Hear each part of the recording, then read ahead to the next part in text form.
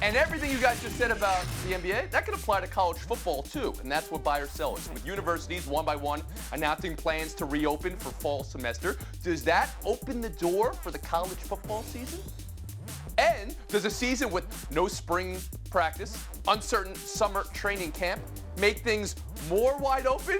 Or does it benefit the usual suspects? I say that because ESPN Analytics somehow punched up the numbers this week. Clemson overwhelming favorites to make the playoff and win it all.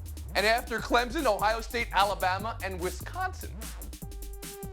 Pablo Torre, let's start with you. Do you believe that? And then if you can focus on Clemson, focus on Trevor Lawrence and the interesting dilemma he might have should a season start later and later being the presumptive #1 pick.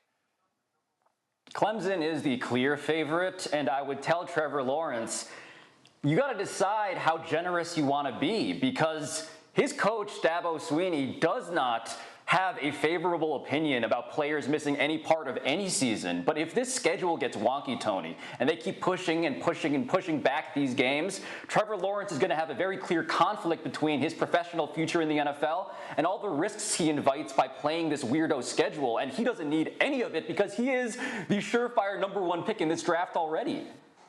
Frank Isola seems to be shaking your head no. Come on, Pablo. For a young guy, you seem to forget when you were really young. Players of that age don't think like that. What makes Trevor Lawrence great, he's a competitor. He wants to go out there and play. A year ago, Zion Williamson got hurt, and people were saying, do not return and play another basketball game at Duke. His opinion was, no. I enjoy playing. I want to be with my teammates. I want to win a championship. Trevor Lawrence will be just fine. The last game you see him play next year will be in the national title game. Those don't have to be mutually exclusive. He should want to play, but also, does it behoove him to play in an uncertain season? Jackie Mack, you want to jump in there? Sure. So this, there's a lot of interesting things about, first of all, the fact that Alabama's third, but that's a story for another day. I find that a little shocking.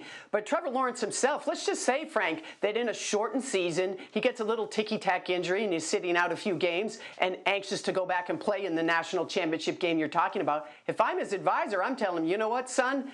You've done great by Clemson. They've done great by you. Take a seat, get healthy so you can be ready to be the #1 pick in the draft. That's how you would cancel. Something tells me Dabo Swinney might approach it a different way. But even with that, Jackie Mack, you'll get the point here, which means Frank Isola, smile for a picture. There he is. There's that Frank face I love.